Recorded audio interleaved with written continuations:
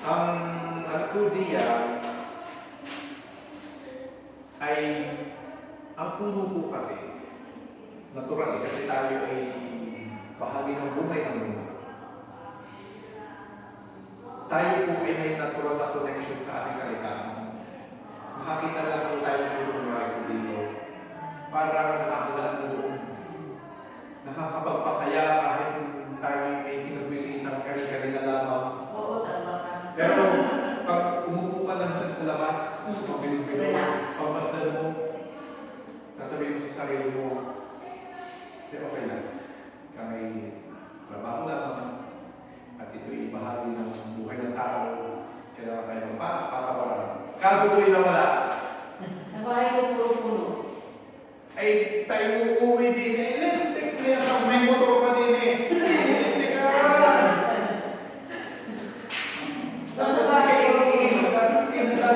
Walang pagkain, walang tubig. Wala kang tubig. Papapasa mo. Water disconnection. Running water. Wala nang tulo. Wala nang tulo. Mainit ang iyong ulo.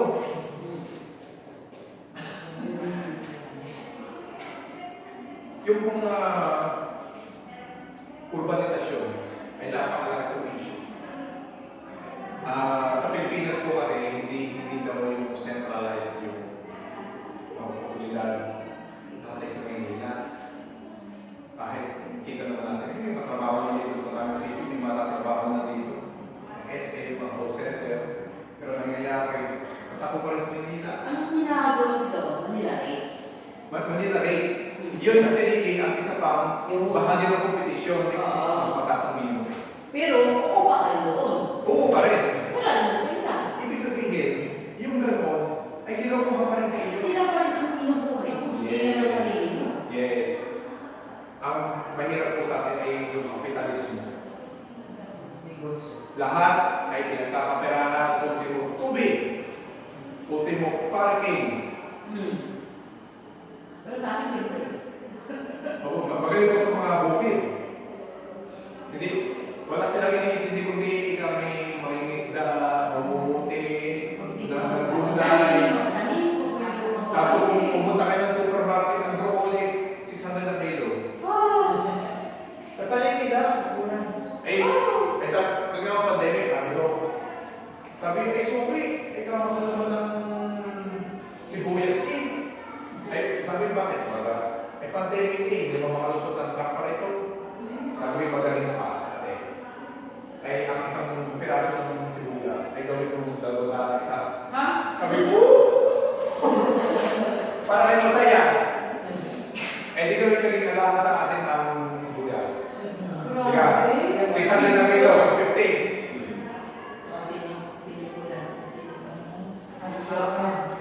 Isang simpleng sibuyas ay pinuliti ka pa eh. Diyos ko.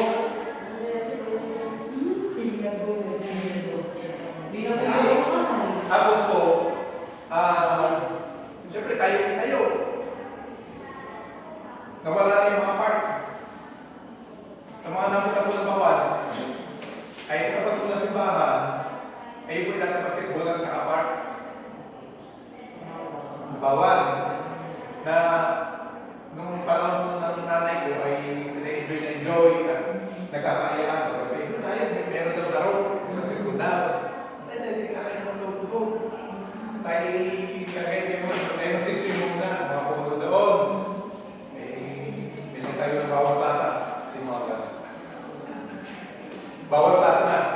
Tapos ngayon, sinasabi, hindi nyo na kailangan yung mga parking. Hindi nyo na kailangan yung mga liwasan na yan, mga playground na yan. Meron mga SM. Maglalaro, iwan mo bata dyan. Tapos kami kakain. O hindi kayo yung nagawa mo na lahat. Anong conclusion? Kumita sila. Tama. Kapitalismo po.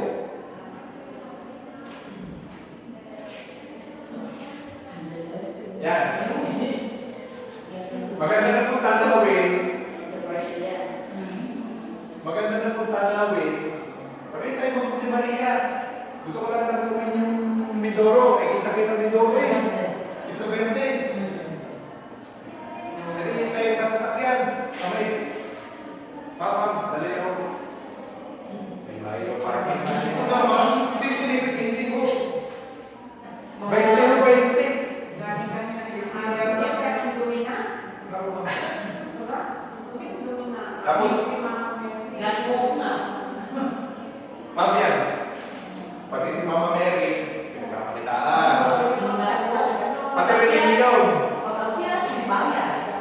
May bayan.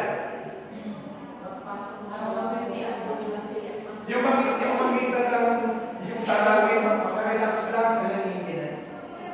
Makarelax ka lang, i-divide mo eh. Dapat, ang ibig sabihin ni Pope Francis, yung magandaan ng kalikasan, hindi yan na ibinibigay. Ibinibigay, hindi ibinibenta. Hindi para sa mga. Tapos, bukod po diyan, lalo po yung mga tao ngayon,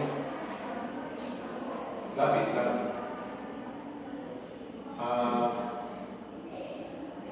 Same-sex marriage. Ikaw pinag mo yung lasa mo kayo. Ma'am, hindi ibig sabihin, anong lasa sa damdamin na nakikipag-gusto dito sa kapalalaki ng babae? Hindi ka po. Pag bahagi po, ibig sabihin, bahagi ng pagbaba ng kalidad ng lipunan ay pag-iiba ng mindset. Kanya-kanya prinsipyo. Ating mga, bakit ba ako? Ay gusto ko eh. Sasabihin ko, pag-isipan mo muna yung decision. Ay hindi ho! Bakit yung iba? Sasabihin, eh sila nagtagumpay, sila yung nagtagumpay.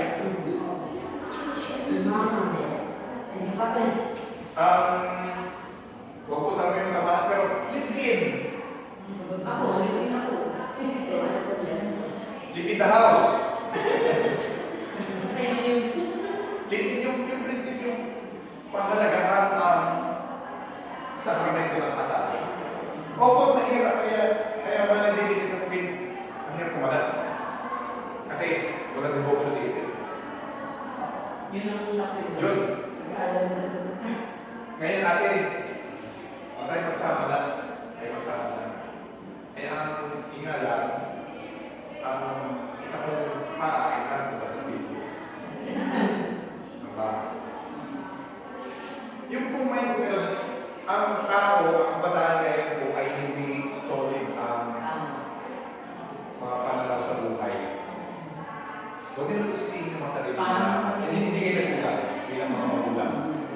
Na tayo kayo po hindi magulang, ako hindi pa magulang, pero naramdaman po sa aking mga magulang yung kahalagahan ng pakikinig sa inyong mga magulang nang sa ganyan ay magkaroon ng direksyon ng buhay. Darating naman po sa point na ikaw may isip na alam mo na ang mga gagawin mo. Kaso po lalo yung mga Gen Z ngayon sinasabi. Sana yung anak ko, pinagagalitan ako dahil gusto ko, ikasal sila sa aking bahay. Ngayon, ang babae ay born again. Hanggang sa mag-block ako ng babae sa Facebook, sa Messenger. Yung parati kong pinapanalangin na sana mo siya ng puso at isip nila. Yun po, yung sa ganun, ang lakas-lakas ng loob ng mga kabataan ng babae na yun. Pagkaharap na tupid. Matatapang lang sa Facebook, matulog ako sa Facebook, pero pagkaharap na tupid. Nababaluktot ng mga values. Ang dahil sa competition ito, mga krimen, mga karakasan, kamatayan. Ito po, Manila City Jail. Ang iba po dito, kung marami dito, ay sila po yung naghahanap ng pagkain para may makain. Walang ginawa. Mga ay dahil po, okay, may hustisya. May hustisya po. Okay, mali yung ginawa nila. Hindi makatarungan. Makatarungan din kaya po yung mga kabalbal ng mga kailangan ng mga politiko na nagnakaw sa kabaramayan.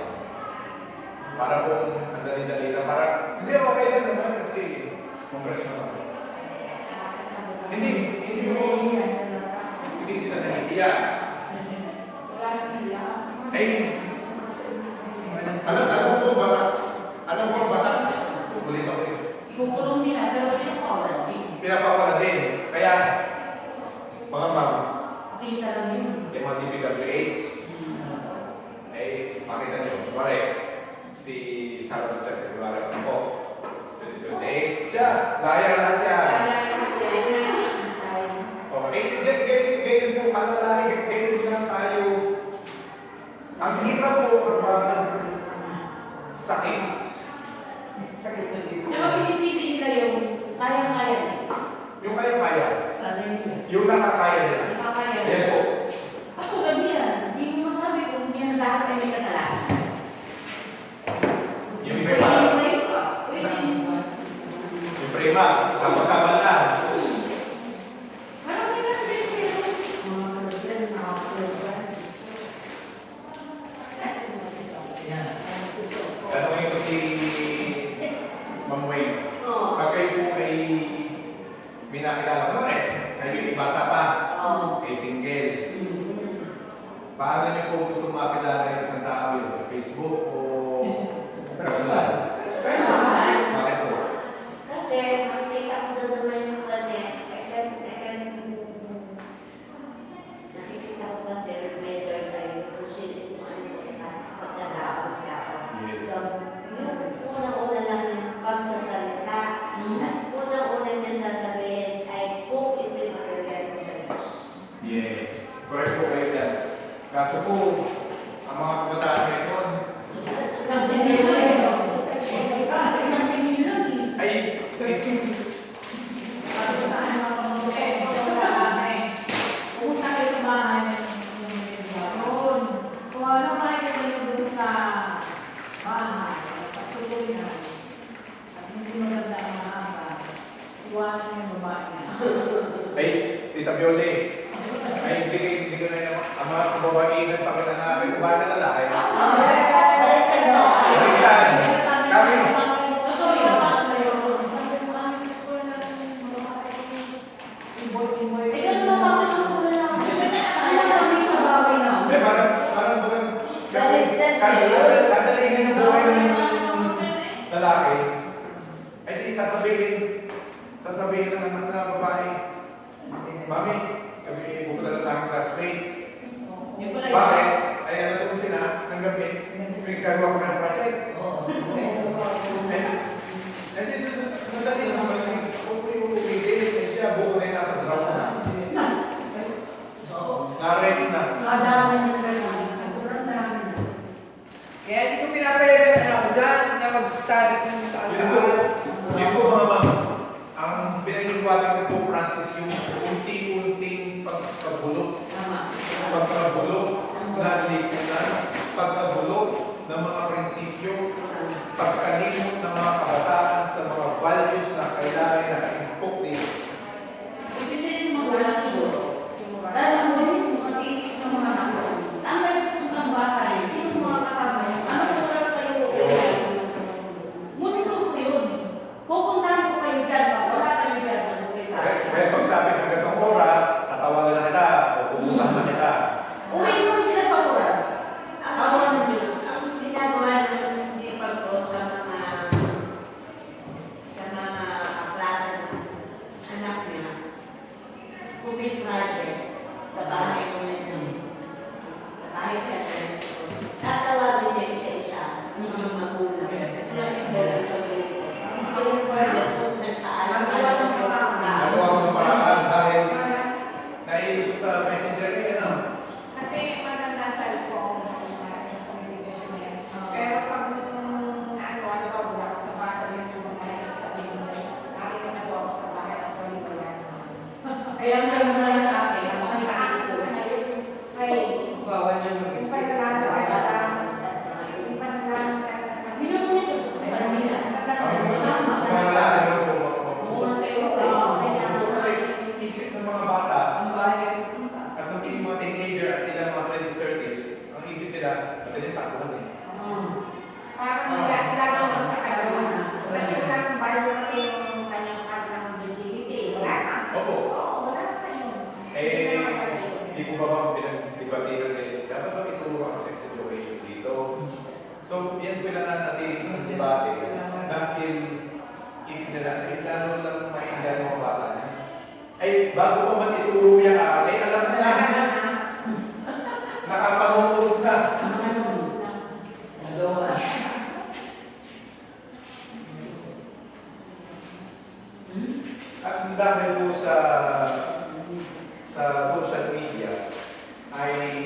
nagiging apathetic ng tao. Wala nang pakialam. Tama. Hindi na nahihiya. Hindi na po nahiya. Una sa kapaligiran. Kung ano ang hindi yun, kaya na gagawin na lang. Kunwari may nasalatan ba yung mayor, o kaya may nagumuan, ay kulang o wala sa pakialam. Nawawala na po yung katapatan, kabaitan, empatya ito po ang naga. Iba po yung simpatya. Hindi ko lang narinig yan. Okay na. Pipa yan. Tapos, dahil sa cellphone, nagiging insecure na tao, bakit mas maganda siya? Bakit sila nakakapunta na siya magaw? Ito ra. Kaya may AI pa. May AI na nagdudulog mga kalituhan sa atin. Ako na. Yun po, fake news. Fake news. Siguro po wala pa po sa atin ang hindi pa na fake news. Siguro, I'm sure na lahat po tayo na fake news na. Ng anuman, ng balita. Ang scam. Na-scam, ako yung na-scam na rin. Nakuha din ng 2,000. Ano? Awa ng Diyos, di ba? Nung down payment, kami kukuha ng supang kahoy. Second hand. I-deliver daw agad-agad. May banda pa ka. Galing pala ko. Alam ko ng ganyan tao. Ay, wala na rin. Nagpaya ko ng report sa police. Nag-email sila. Babak ko ba? May deposit ka na. Ayan mga masyado na yan, nataasa na yan, nakalaman ko ito kung kuman. Oh, Maraming kailangan ng dami ng peke. Opo. Opo. Minsan ako online. Lahat na pwedeng pag-iskaman Ginagawa. ay ginagawa. Kamarahan ko. Hindi ako natatat ng friend request, mga malaman ko sa scam. Mga poster, kukunin yung picture nyo. Ah, Kung may okay. picture nyo, ibang pangalan. Marami. Maraming picture. Sasabihin sa Viber, siya daw may kung gusto daw makisosyo sa Temu. Aba, sino ka? Mamaya hindi ng Gcash. Ihingi ng Gcash. May mga nagkakash in, lulukuhin. Yung tindahan na wala ng 30,000. Lahat po. Hinamay pa man. Cellphone. May Nakakala, nagkakalimutan. May bibili yata kung paano. Habang nagkakali, nagkakali ako. Pero pati hindi O, nila sa laki na nag-grabe kayo. Ang boyfriend o girlfriend, Nako. Parang puro-puro na yung ito. Yun ang sabi ng AI. AI. Ang boyfriend, girlfriend ko, AI. Ano? Sa parang, medyo kado. Wala naman po masama sa AI. Kasi, ang mabuti ko nagagawa ng AI ay po sa medisina. Kunwari po, na-develop po sa Germany yata yun na kung saan mas malakas ang pag-detect ng breast cancer na pinakikita ng mammogram o ng scan or ng kung ano biopsy. Okay? Yun, nagawa ko sila ng parang program na nakakalo sa hardware nila. Sabi, pero ito, ganyan, pinagsisimulan. Sabi lang ito, ha? Inano nila ulit, parang sa ko, akala ko kung ano lang. So, mas nagiging tama yung diagnosis. Pero dito po sa Pilipinas, parang hindi pa. Yun po. Tapos, sa mga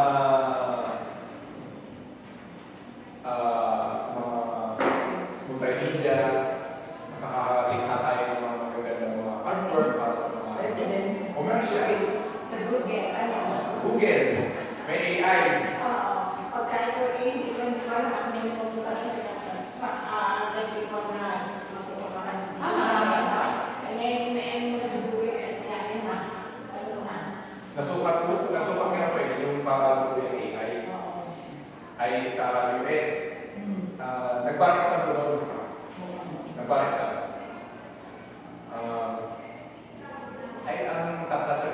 artificial intelligence. AI po ang takot.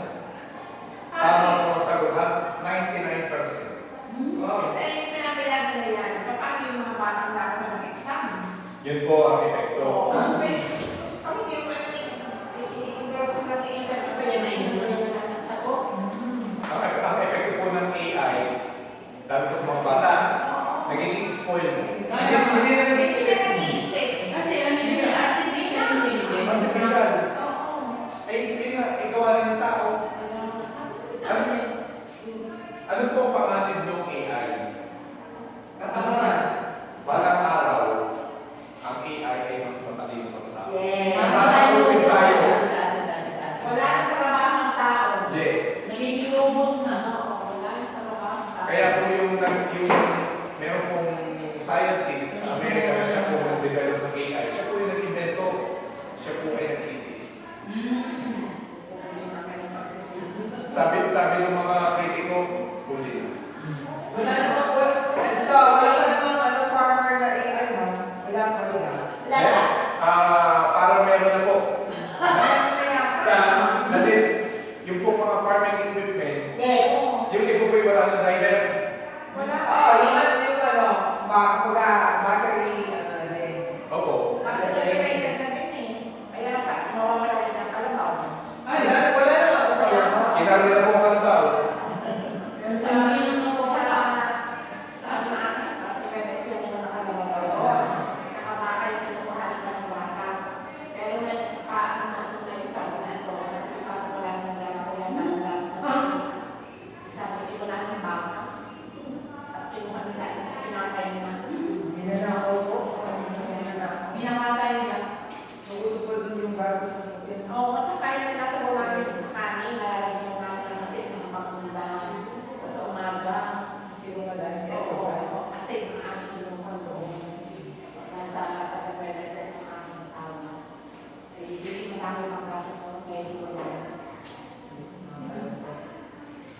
Ngayon po, yung dahil sa hindi pagkakapantay-pantay natin, yan lahat ng yan na na-present ko sa itong problema, may nag-growing po dito.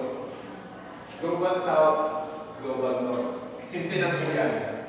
Ang nasa Global North, sila po yung prosperous. Sila po yung comfortable. Sila yung namamalagpag sa pera, sa mga oportunidad, maging sa pag-ibig, lahat na. Nakita ko yung din. Global South, ano po ang ibig sabihin niyan? Nasa atin po ang mga resources. Tayo po ang nagawa ng resources para sa ikagiginhawa na nasa norte. Tayo po may kumikita tayo. Pero nananatiling mahirap. Eh, marami po. Yan po. Kasi ang pagkakang din, ito na ako magalit, ay yung gagaling dito sa kaya ni Trump, sobrang nasa akin na Venezuela, Maduro. Opo. Ay, papaano yung Venezuela pala yung oil country. Pinakamayaman pa kayo sa Middle East. Para po, Ang dami mineral. parang gusto po ni Trump, kukunin na rin. Ay, hindi. Pati ang Greenland gusto niya. Dahil takot siya na baka sila yung gusukin ng Russia. At di tayo maglalagay ng base militar din eh. Yun po. Africa, diyan po nagagaling ang kakao na napakasarap. Doon po sa Ghana. Ghana, Nigeria, Ivory Coast. Yung kakao na talagang masarap. Parang sila ang most produced na pa. Pero ano po ang Africa may yun pa din. Opo, may progreso ng Africa. Moderno na. Pero majority pa rin po kayo. Mahirap.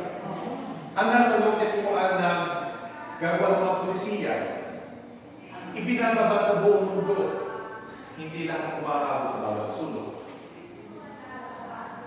ng mundo. Eh, ang Australia, nasa lote pa, nasa global mundo. Kasi sila yung mga puti. Kasi sila mas matalino. May ba? Yeah. Global South. Yan po ang resulta ng hindi pagkakapantay-pantay sa kabila ng mga pulisiya ng mga United Nations. Kaya human rights, UNICEF, yan lahat na yun eh. Yan po. This is the Sa Afghanistan po. A strong charge trapped in a failing country. She's died from acute malnutrition. On the next bed is Khushbu. Her family comes from one of the poorest provinces. They've sold everything to get her to hospital. But even in Kabul, there is little help. Staff haven't been paid for 3 months. International sanctions means there's a chronic shortage of medicine. Yung pong video na nakita ninyo kay sa Afghanistan, kasi ang Afghanistan po may hawak na ng Taliban ulit. Ngayon, siyempre, Taliban ay pinatawag ng Afghanistan ng masanction. Wala na ganito, wala na kayo may sinasulong na ganito, wala na support ang Amerika, pero nasa kanila pa rin. Langis. Opo, may mga balutot sila polisiya, yung mga Taliban doon. Pero ito po yung isa na sa pagsasalamin ni Pope Francis, papapahiwatig niya ng mga hindi pagkakapantay-pantay dahil sa religiyon, sa kultura, at iba pa.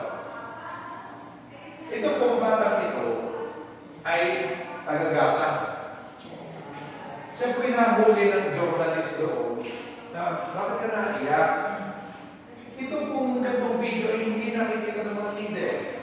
Hindi ninaramdam yung damdamin ng batang wala namang kamalayan sa mga nangyayaring mga gera na yan, mga hindi pagkakapantay-pantay. Sila independent lang kung ano lang nakikita nila. Pakinggan niyo po.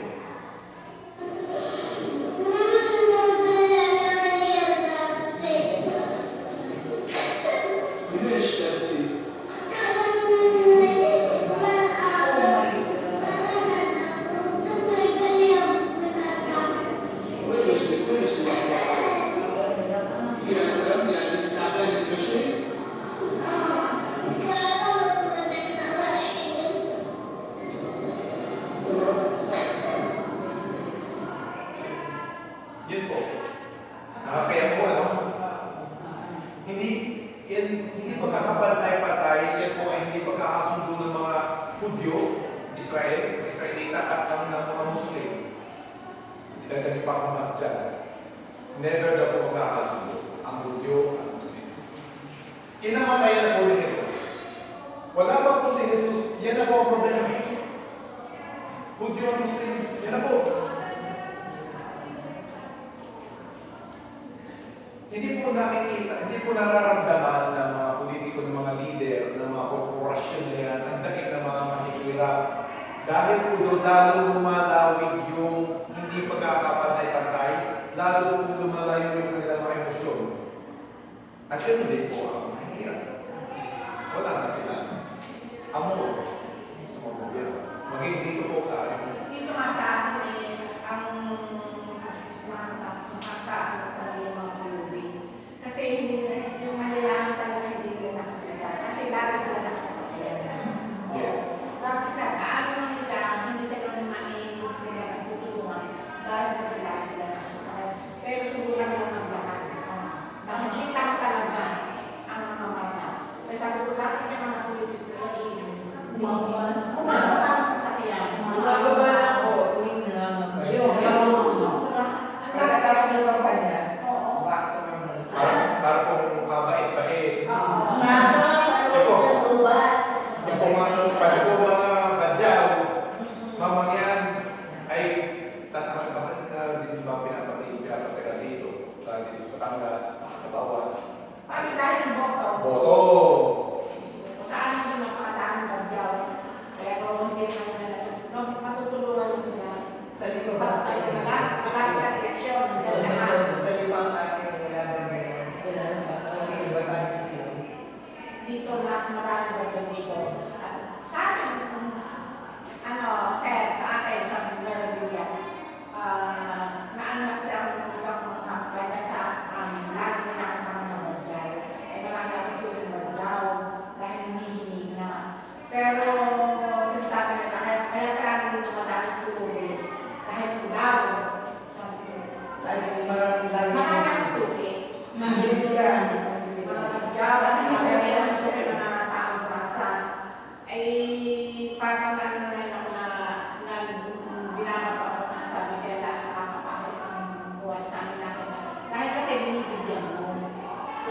hikayat sila ng kapulan. Pero para di naman yung totoo, kung nabigyan mo ka, nagsana ka. Sa magtatawan. Yan ang mga badyaro ay malaki pong misconception sa mga yan. Sila po sa kanila sa Mindanao ay parang outcast. Sila po ay mga biktima ng discrimination doon. Dito. Kaya sila natutulak. Bakit? Bakit ito sa Luzon? Yung alam mo, may nananatiling debate doon. Kasi sabi ng iba, sundan mo yung isang yan. Na-rent yan eh. 4,000 naman. O, parang nandun yung debate na, hindi, pinakakataan na nila yun. So, nandun yung mga sindikato ba, ginagamit. Pati yung mga naka-wheelchair. Hindi na rin ako. Pati sa amin yung mga naka-wheelchair na nakalimutan at pinababa ng sasakyan. Yung gabi sindikato rin. Pero sabi ko naman, minsan lang naman yung isang taon. Oo, Oo, sabi ko minsan isang taon na naman. Hindi, wala na ulit. Hindi, meron. Meron pa. Meron pa din. Ngayong January parang December yung bulto nila. Ikaw po kasi yung ginawa yung para ko na nakikita ko mga hindi ko makakalis sa mga. Pero ano, Sa ibang lugar naman. sa akin wala. Pero sa akin, sa EP. Parang may mga talaga. Pero parang inaano din naman. Nakakahiya din naman doon sa mga kapitbahay na yun naman mga hindi naman sa inaano na yung parang walang disiplina. Oo. Oo. Talaga namang siguro sabi ko kung ako din nga siguro yung gagawin na ako. Siyempre kapag ako sa akin ng bahay, ng garahe, minsan naman ako yung wala pa, doon ko sa kanila mga garahe. Yung mag-asam lang, masama ko sabihin. Oo. Ay, kung nag-iiwan sila ng basura, pero sinasabihan ko sila, kung kayo nga kahit na nagbibigay, kung hindi nyo iiwanan din yan.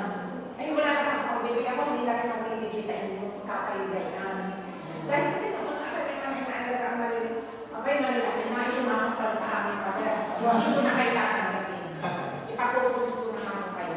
Tinatanong ka ang pangalan nila. Ah, Tinatanong ka pa. hindi ko tinatanggap sa dami. Oo. Ang sa akin lang naman, kahit ko naman yung biskuit, 20 pesos, 50 pesos, ay malaking bagay sa kanya tuwa-tuwa ako yung tubig. Tubig. Tubig. Kaya kung mga nananaling kanina, tubig. Tubig man lang. Tubig ko. Pero makakama po kayo sa mga yan, natitibay yung mga katawan nila. Titibay. Super. Noong- Hindi tinatama sa kanila. Parang bigyan nyo ng mali sa pagkain, parang mamamatay eh. Pero yung ikaw ka lang kanina mga wala mga Sinilas. Tsaka ito pa kayo bigyan mo naman ng pagdali mo sa iyo ba na uli? Nasa camera. Dahil kaya po sila naka-expose sa Pati sila na. Ay, hindi alam naman. Makatap siguro ang tama ng tao. Hindi pinababayaan. Kung nakikita, talagang ang pagkuha ng Panginoon sa kanila, yung ang blessing sa kanila, hindi sila nagkakasamin. Pero kung portion na marami sa kanila, ano tawag di? Dahil kasi, nakikita mo kaganyan ka, sa susunod mo wala na kayo, kasi baka pa yung bata. Sabi ka wala na. Mamay buntis na uli. Oo! Pero sila din naman po. O, sa bagay, yung parang easy sila eh. Nakikita mo din yun. Kasi ang kulang ang ating gobyerno sa paliwanag na ano ba naman ang hirap nila ang may ginagawa sa rusa. Malalakas kayo, bakit hindi kayo maglabada? Wala naman po natanggap sa amin. Kami kami inyong ito-recommenda. Ito po ba ito-recommenda din? Nakakagod. Bakit naman yung iwas? At wala talaga naman tatanda. Asa yung previous namin para scholarship sa mga lugar. Ayun po. Tsaka natin sila tayo makain ngayon eh. Oh, meron po. Oo, may mga makain din. Nakakatulog na eh. Sa Kalinga. Oo, sa kanya. Magaw, yung magahan. Sa kanina, meron nag-OGC. Dito po rin. At fortunately po, kumbaga itong mga mahihirap Hindi nga pa nga. ay sila'y nananatiling blessed. Sila.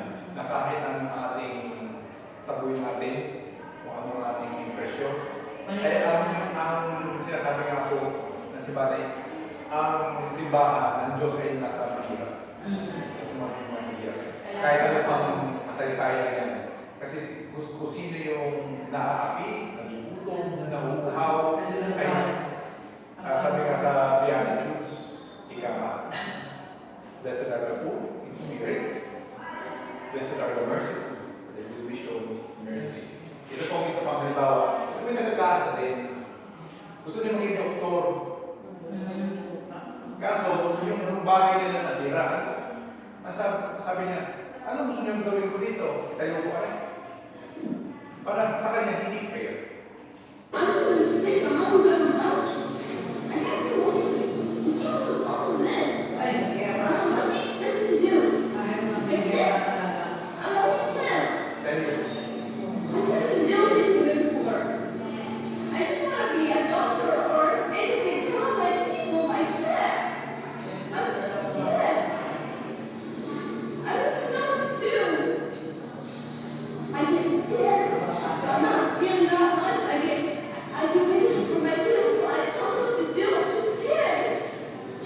I'm just 10. I'm just 10. All of this when I see it, I literally cry every day. Saying to myself, why do we deserve this? What did we do to this? My parents said they just hate us. They just don't like us because we are useless. Why would this person act for you like that? Ako tutusin pa nga po ay mas mababait ang Muslim.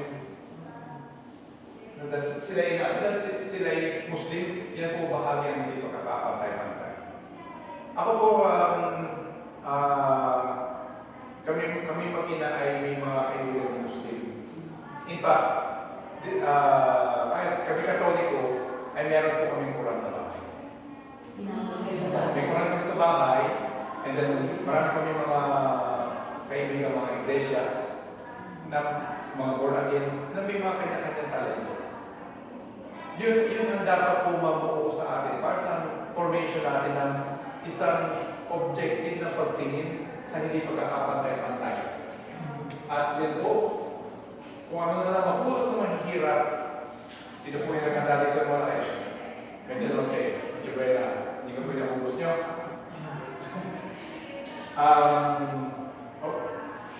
Yung pong talaga mga aksalyado, para sa mga handa, naman, tinatapon na lang yun po parang itinapon nyo ang lamesa ng mga mahirap. Yun po yun.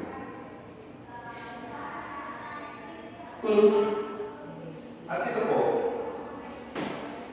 ay patunay na ang mga mahihirap po ang pinaka-apektado.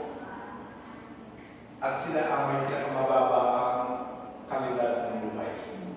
Sabi nga po, kung narinig niyo yung kanta ni Bamboo, Tatsulo. Ano po? Hanggat may Tatsulo at sila nasa tuktok, hindi matatapos itong gulo. Hindi matatapos ang kahirapan, hindi matatapos ang hindi pagkakapantay-pantay. Pero sinasabi ko sa philosophy na life is never fair. Never patas ang buhay. Ngayon, paano po natin ito mamamanage? Spiritually, economically, socially, emotionally. Marami pong aspeto yan. Ang focus lang ng mga korporasyon, ng mga politiko, ay magpayaman. Especially pagkain habang ganito po as pamilya. At ito pong larawang ito ay isang malakas na larawan patuloy na kabataan ay siyang nagbabayad ng kasakiman ng mga nasa itaas. Sila ang larawan ng kinasandaan ng ating libro ng bumagsak ang kalidad ng buhay. Huli na po. Hindi pa huli. Pero siya tuloy-tuloy. Hanggang sa oras pong ito, tuloy-tuloy ang kinasandaan ito. Tuloy-tuloy ang hirap sa kahirapan. Kahit po tayo may mga struggle sa atin na hindi lang natin pinapahalata. Di ba, ma'am? Yes. Pero tuloy ang ating kayod sa buhay. Yun po. At nawa po ay ang gobyerno, mga korporasyon mamaya, nawa po ay sanay sila magkaroon ng responsibilidad. Yung social responsibility. Lalo po sa mga maliliit na bansa. Tayo naman po ang Pilipinas naman po hindi masyado maliit. Hindi na masyado maliit. Mayaman. Mayaman, mayabang pa.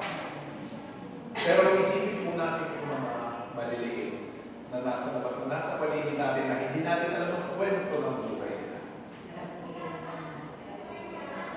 Yun po. At pag lalo pong nagigipit ang tao, isang tao, lalo pong nagkakaroon ng gusto.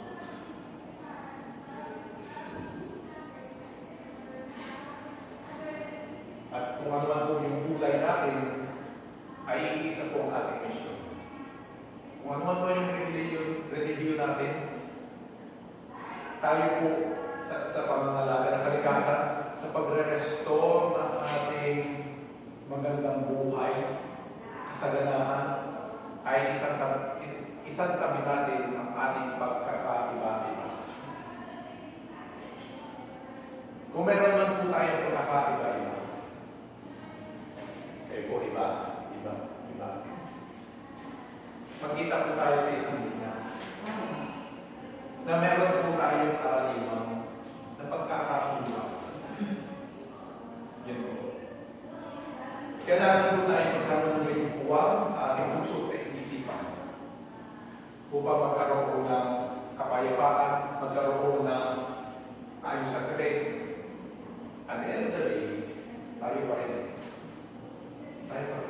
Tayo pa rin na nagtatalong ng ating komunidad, itong ating bayan, dahil ito po'y atin. Ito po'y kahit sabihin, ito'y sa mga pulitik. Ito po'y atin. At the end of the day. May nag-director din tayo sa politiko. May sila nakikinig ang kaibigan mo. Tapos, sige naman. Huwag na ulit iboto. Kung meron man pong nag-i-speak, nasasalita ng mga nire-represent ng mga kahihirap, naglalala sila ng mga hinahin nila, ay magaling po yung ibang itas talaga. Kasi wala po yung parang citizen's charter. Mahina po yung parang citizen's charter natin. May representation na sapat ang mga mahihirap sa gobyerno or sa house of representatives, kunwari. Mahina po, hindi po maitaas eh. Dahil meron silang sistema kanila na sila may control. Yun po. Tama na ka. Actually, dito, meron akong i-share dyan. May i-share na ako. During itong may marami yung inikitang politiko para pakinggan ang mga programa tungkol sa kalikasan. Pero, ilan lang ang nandun. Ilan lang talaga na. Hindi sila mapakita. Yung mga politiko sa atin, lalakad lang po yan, dapat natin talaga. Yun lang po ang kanilang style. Ito po bata ito, taga Sweden, siya po environmental advocate, activist, na isinusunod, huwag gumamit ng mga gasolina, huwag gumamit ng mga ganito, ay paulit-ulit na po siya nakakulong. Nakulong siya. Maraming beses na. Dahil sa kanyang pagtataguyo ng hustisya para sa ating mundo. Ang kabayaran po ng pagsulo ng hustisya ay sinakulong pa. Ay dahil sa kahinaan ng mga gobyerno. Unang dito sa puso ng gobyerno. Ay na nagbabayad ng pagkaya niya. So tayo po lahat ay tinatawagan. Huwag matakot. Tayo po ay nakasama. Ginawa ko tayong instrumento ng Diyos upang makita natin maging kung ano yung ninanais niya. Kung ano yung dati. Para magkaroon po ng kapayapaan, kagandahan at kapunuan dito sa ating mundo, sa ating komunidad. At pagkatapos po may mga meeting, ang mga leader, ay sila rin po nagpipicturan. Kaya di po yung may nakikita na tumubukin eh. Wala. Dati nakakupata. Eh sila rin po nagdidesisyon. Hindi po mga mahirap. Hindi tayong karaniwang tao. At the end of the day, sa kasama pala, sila pa rin kung magdidesisyon. At kung yung damo na nangihirap, itong mga korporasyon ito, patuloy pa rin tayo sinisigil na kuwan. Mainit, bilo ka na aircon.